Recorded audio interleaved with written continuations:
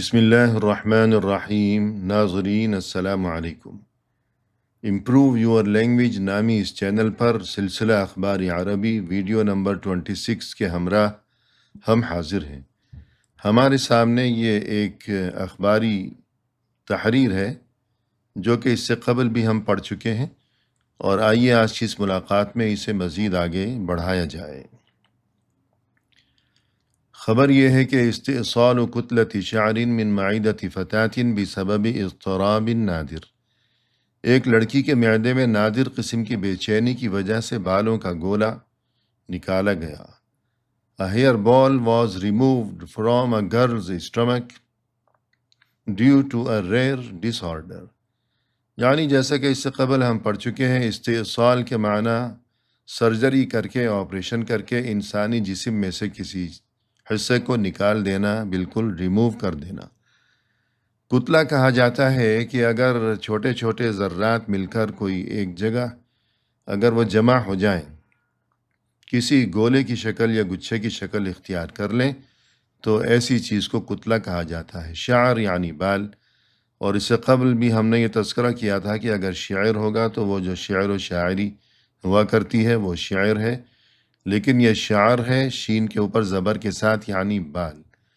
معدہ اور اردو میں معدہ اور انگلش میں اسٹمک، عربی میں معدہ۔ اضطراب یعنی بے چینی، ڈس آرڈر۔ نادر یعنی کوئی شاذ و نادر قسم کی چیز ہو، اکثر و بیشتر جو دیکھنے میں یا سننے میں نہ آتی ہو۔ تو انگلش میں بھی ہم نے دیکھا کہ a hair ball was removed، کہ بالوں کی ایک بال جو ہے، ایک بال یعنی جیسے گولا ہوتا ہے یا گیند ہوتی ہے، اسے نکال دیا گیا، ختم کر دیا گیا، ریموو کر دیا گیا۔ فرام a girl's stomach، ایک لڑکی کے معدے سے، due to a rare disorder، کیونکہ اسے جو ہے ریئر یعنی عجیب و غریب اور شاذ و نادر قسم کی بے چینی، ڈس آرڈر جو ہے وہ محسوس ہوا کرتی تھی، تو اس وجہ سے اس کا آپریشن کیا گیا۔ اجرى الفریق الطبی عملیۃ جراحیۃ صعبہ، میڈیکل ٹیم نے ایک مشکل سرجیکل آپریشن کیا۔ The medical team performed a difficult surgical operation۔ الفریق الطبی یعنی میڈیکل ٹیم، الطب یعنی میڈیکل، اسی سے طبی، اور الفریق یعنی ٹیم۔ کوئی بھی جو گروہ ہوا کرتا ہے یا ٹیم ہوا کرتی ہے، جیسے فریق کرۃ القدم یعنی فٹ بال ٹیم، تو ٹیم کے لیے عربی میں فریق کا لفظ استعمال ہوتا ہے، یا اردو میں جسے ہم گروہ بھی کہتے ہیں، کہ مثلا قرآن کریم میں بھی ہے کہ فریق فی الجنتی و فریق فی السعیر، کہ قیامت کے دن ایک گروہ جنت میں جائے گا اور ایک دوسرا گروہ جہنم میں جائے گا۔ عملیہ کہتے ہیں آپریشن کو، کسی بھی قسم کا آپریشن ہو، جو انسانی جسم میں کوئی آپریشن کیا جاتا ہے کسی مرض کی وجہ سے، وہ بھی عملیہ ہے، یا کوئی بھی آپریشن ہو تو اسے عربی میں کہا جاتا ہے عملیہ۔ اسے یاد رکھنے کی ضرورت ہے۔ جراحیہ یعنی جو سرجیکل، یعنی جراح کہتے ہیں، یا اسی طرح جو جروح وغیرہ، یا جراح یعنی سرجری، کوئی زخم اگر ہو گیا ہو یا جسم میں جو کانٹ چھانٹ کی جاتی ہے تو اسے جو ہے گویا کہ جراحیہ کہا جاتا ہے۔ تو عملیہ جراحیہ یعنی سرجیکل آپریشن۔ صعبہ یعنی مشکل، صعبہ صعوبہ سے ہے، صعوبہ کے معنی عربی میں مشکل، اردو میں بھی یہ لفظ مستعمل ہے، جیسے مثلا کہا جاتا ہے کہ فلاں سفر کی بڑی صعوبتیں برداشت کر کے یہاں پہنچا ہے، صعوبہ، اسی سے صعبہ۔ The medical team performed a difficult surgical operation۔ performed یعنی کوئی بھی کام کرنا، پرفارمنس جیسے ہوا کرتی ہے، کارکردگی۔ ڈیفیکلٹ یعنی مشکل، مشکل قسم کا وہ سرجیکل آپریشن تھا جو کہ اس میڈیکل ٹیم نے کیا۔ کیوں کیا یہ آپریشن؟ لِإِزَالَةِ الْكُتْلَةِ مِنَ الشَّعْرِ، بالوں کے اس کتلے کو، بالوں کے اس گولے کو نکالنے کے لیے، من معدۃ فتاة، اس لڑکی کے معدے سے، البالغۃ من العمر 21 عاما، کہ جس کی عمر 21 سال تھی۔ عمر دیکھیے، عربی میں بھی عمر، اردو میں بھی عمر کہا جاتا ہے، اور انگلش میں ایج۔ 21 سالہ لڑکی کے معدے سے بالوں کے بڑے گولے کو نکالنے کے لیے، to remove this big ball of hair from the stomach of this 20-year-old girl۔ آگے دیکھیے، یبلغ وزن هذه الكتلة 2 کلو گرام، یہ گولا 2 کلو گرام وزنی تھا۔ دس بال ویز 2 کلو گرامس. تو دیکھیے انگلش میں ہم نے جو ہے پہلے عربی میں پڑھا وزن، اور اردو میں بھی وزن، وزنی، وزن وغیرہ، اور انگلش میں ویٹ. ویٹ ہوتا ہے یعنی WEIGHT، ویٹ یعنی وزن. لیکن یہاں ہم نے دیکھا کہ ویز، جب ویز ہوگا یعنی ویٹ تو ہے گویا کہ ناؤن، لیکن یہ ورب ہو گیا. اور اسی طرح کہ مثلا اگر کہا جائے کہ ویئنگ، کہ اس چیز کا اتنا وزن ہے، this suitcase is weighing 25 kg.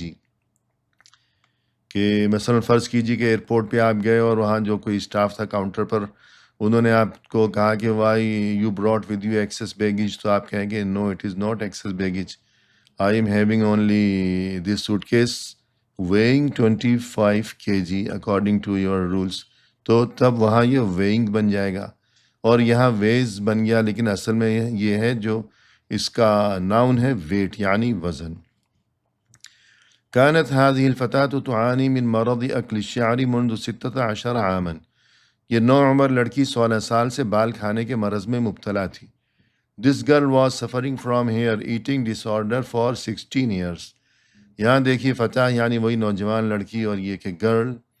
تعانی یہ معاناہ سے ہے، ہم پہلے بھی پڑھ چکے ہیں، یعنی کوئی مشکل ہونا.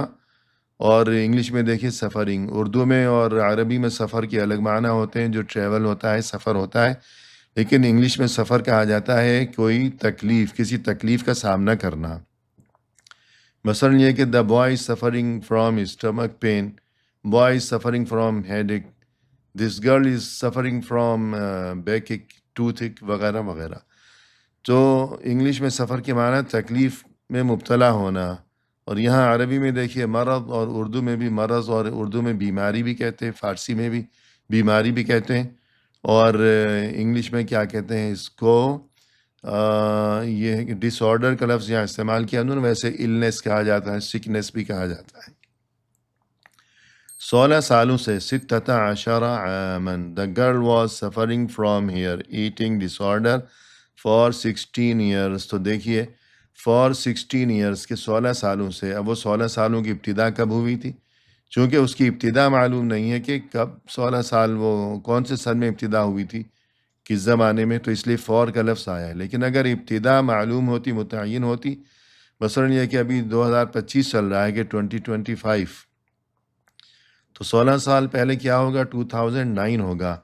تو اگر آپ متعین کرنا چاہیں گے کہ 2009 سے اسے یہ تکلیف تھی، تب فور نہیں آئے گا. تب آپ یوں نہیں کہیں گے کہ فور 2009، تب سنس آئے گا. اگر ابتدا معلوم نہیں ہے تو فور آئے گا.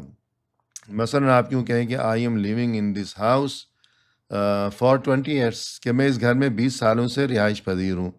لیکن اگر اب آپ ابتدا کو متعین کر دیں کہ ابھی 2025 ہے، تو 20 سال پہلے یعنی 2005، تب فور نہیں کہا جائے گا، تب سنس کہا جائے گا. تب آپ یوں کہیں گے کہ I have been living in this home since 2005. تو یہ فرق ہے انگلش میں فور اور سنس میں، تو اس کو یاد رکھیے گا. وَهُوَ اضطراب يأكل فيه الشخص شعره بشکل قہری. یہ جو بیماری ہے، یہ اس میں کیفیت یہ ہوتی ہے کہ کوئی انسان جو ہے، جو مریض ہوتا ہے، وہ کیا کرتا ہے کہ اپنے بال کھاتا ہے مجبوری میں، مجبوری، بشکل قہری. یہ ایک ایسا عارضہ ہے جس میں ایک شخص مجبوراً اپنے بال کھاتا ہے. It is a disorder in which a person compulsively eats his hair. تو دیکھیے عربی میں اضطراب یعنی عارضہ، بے چینی، یہ بیماری کچھ بھی کہہ لیجئے. یأکل یعنی کھاتا ہے، یہ عقل سے، عقل، عقل. اور تلفظ کا خیال رکھنا بہت ضروری ہے عربی کے الفاظ میں. عربی الفاظ بولتے وقت عقل یعنی کھانا، یعنی شروع میں الف ہوگا اور اس کے بعد کاف، کبوتر والا. لیکن اگر آپ نے گڑبڑ کر دی اس کے تلفظ میں، اور جو ہے فرض کیجئے کہ عقل، عقل الگ چیز ہے، یعنی شروع میں الف کی بجائے عین، اور یہ کہ کاف کبوتر والے کی بجائے قوف، قوف 2 نقطوں والا. عقل الگ چیز ہے. عقل یعنی جو انسان کی عقل سمجھ ہوتی ہے، جو سینس ہوتی ہے. اور اگر آپ اس کا غلط تلفظ کریں گے، اس کو عقل کہیں گے، کہ جیسے اردو میں کہتے ہیں ارے عقل کر لے ذرا. جو عام لوگ تلفظ کرتے ہیں غلط بہت زیادہ، کہتے ہیں عقل، عقل نہیں ہے تمہیں. تو ایسے نہیں بولنا چاہیے، ان باتوں کا خیال رکھنا چاہیے۔ عقل الگ چیز ہے، عقل مند، عقل مند، اور یہ لفظ عقل یعنی کھانا۔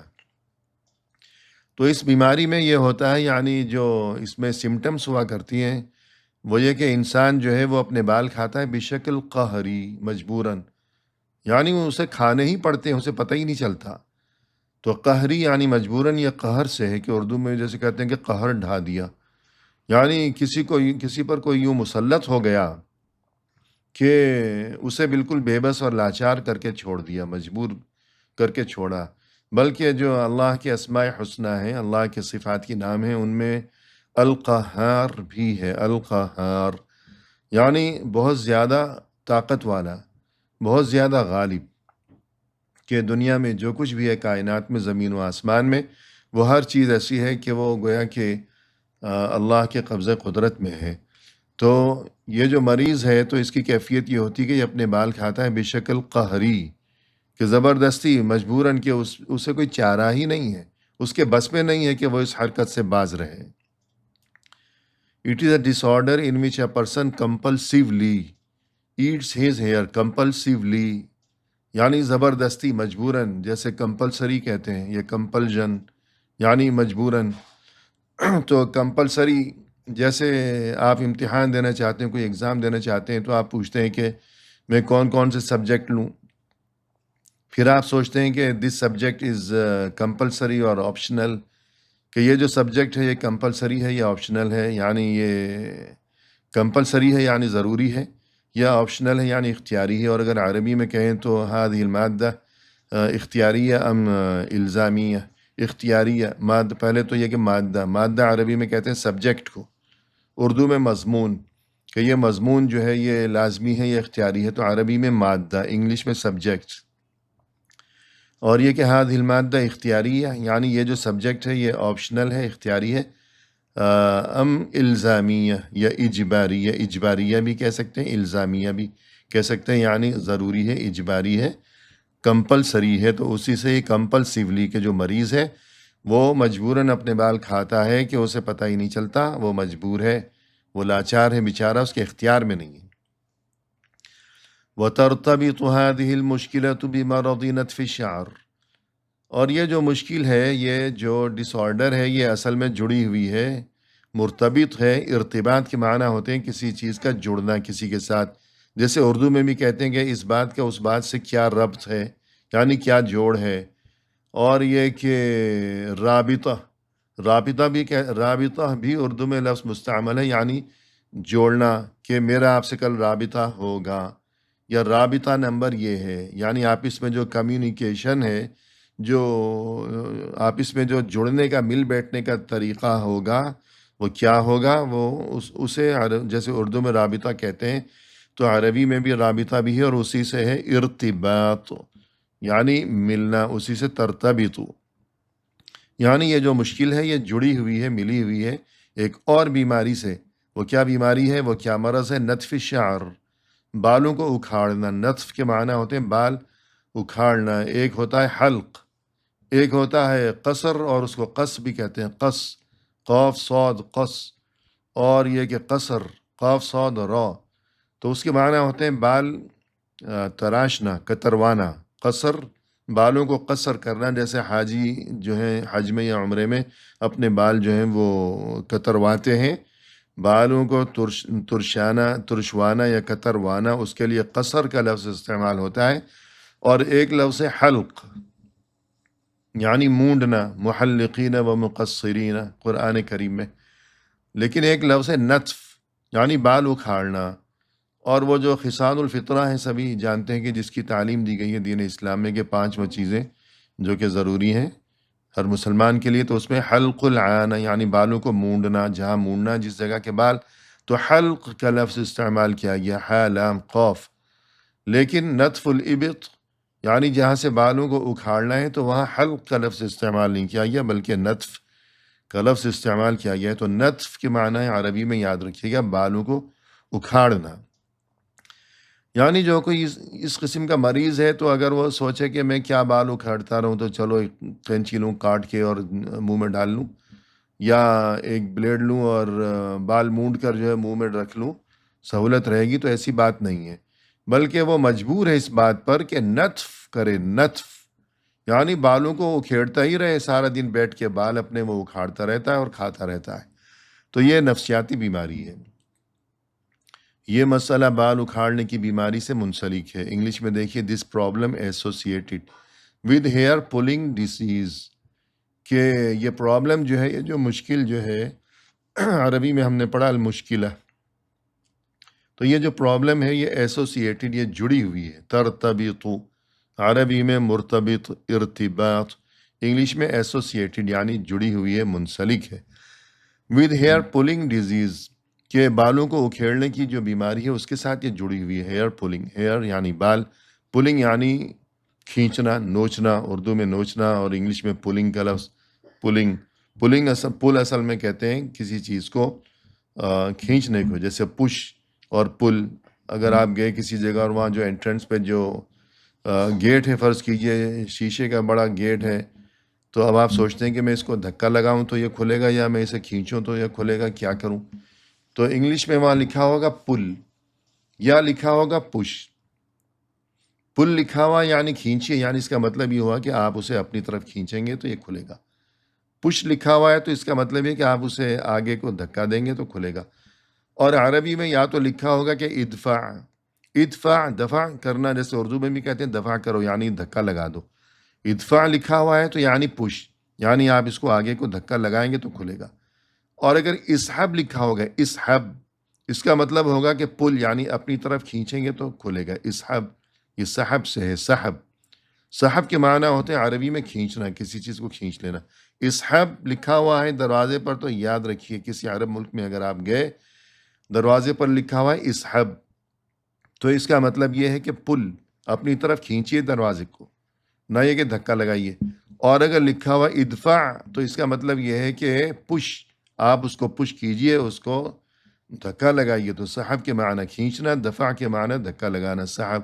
جیسے مثال مشہور ہے کہ الصاحب صاحب، الصاحب صاحب، پہلا جو ہے الصاحب صاد کے ساتھ، صاد، صاحب صحبت سے یعنی ساتھی، ساتھی، صحابی کا بھی یہی معنی ساتھی، یعنی رسول اللہ صلی اللہ علیہ وسلم کے ساتھی، صحابہ، صحابی۔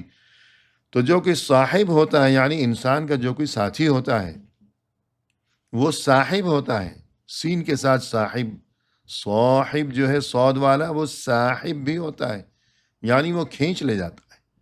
یعنی انسان کو خبر بھی نہیں ہوتی کہ جس قسم کے لوگوں کے ساتھ، جس قسم کے دوستوں اور ساتھیوں کے ساتھ اس کا اٹھنا بیٹھنا ہے، گھومنا پھرنا ہے، ایک ساتھ کھانے پینے، یہ وہ سلسلے، دوستیاں ہیں، تعلقات ہیں، تو انسان خود بخود دوست کے رنگ میں رنگا جاتا ہے، دوست اسے کھینچ لے جاتا ہے اپنی طرف، اور انسان دیکھتے ہی دیکھتے اسی کی طرح چال ڈھال، اسی کے طور طریقے، رفتار و گفتار اپنا لیتا ہے لاشعوری طور پر، اور اسے خبر بھی نہیں ہوتی۔ الصاحب صاحب، تو یہ جو مثالیں دیکھیے آپ کو جلدی سے لکھ کر بھی بتا دیں، اس کے بعد پھر ہم چھٹی کریں گے آج، تو تاکہ بات واضح ہو جائے۔ تو دیکھیے الصاحب صاحب، الصاحب صاحب، تو اس بات کو آپ یاد رکھیے گا، آپ کے کام آئیں گی یہ باتیں ناظرین۔ تو آپ ان کو بولیے، الفاظ اپنے جو جملوں میں استعمال کیجئے، دوستوں کی مجلس میں بولیے، لوگوں کو پتہ چلے کہ آپ کو عربی آتی ہے، اچھی عربی آتی ہے، ماشاءاللہ، کیا کہنے۔ تو اگر کوئی علم، کوئی بھی نعمت اگر اللہ نے آپ کو نوازا ہے کسی چیز سے، علم ہی تو نعمت ہے، بڑی نعمت ہے، بلکہ اصل نعمت صحت نعمت ہے، علم نعمت ہے، تو اسے استعمال کرنا چاہیے، اس سے فائدہ اٹھانا چاہیے۔ دیکھیے الصاحب، صاد کے ساتھ، الصاحب یعنی ساتھی، صاحب یعنی کھینچ لے جانے والا، صاحب سے۔ یہ بات کہاں سے آئی؟ یہ بات یہاں سے آئی کہ اگر اس حب لکھا ہوا ہے گیٹ پر تو اس کا مطلب ہے کہ آپ نے کیا کرنا ہے، آپ نے اس دروازے کو جو ہے پل کرنا ہے، اپنی طرف کھینچنا ہے، آپ نے اس کو جو ہے دروازے کو پل، پل، اسحب یعنی پل، دروازے کو کھینچ لیجئے، دروازہ کھل جائے گا تو اندر چلے جائیے۔ لیکن اگر وہاں جو ہے پش ہے تو دیکھیے پش، تو عربی میں کیا لکھا ہوگا؟ عربی میں وہاں لکھا ہوگا کہ ادفع، ادفع یعنی اس کو دھکا لگائیے، پش کیجئے. ادفع قرآن میں بھی ہے، ادفع باللتی ہی احسن، یعنی برائی کے جواب آپ بھلائی سے دیجئے. تو ناظرین میرے خیال میں آج اسی پر اکتفا کرنا چاہیے، اور تاکہ طویل نہ ہو جائے ویڈیو. انشاءاللہ پھر آئندہ ملاقات ہوگی، اس وقت تک کے لیے السلام علیکم.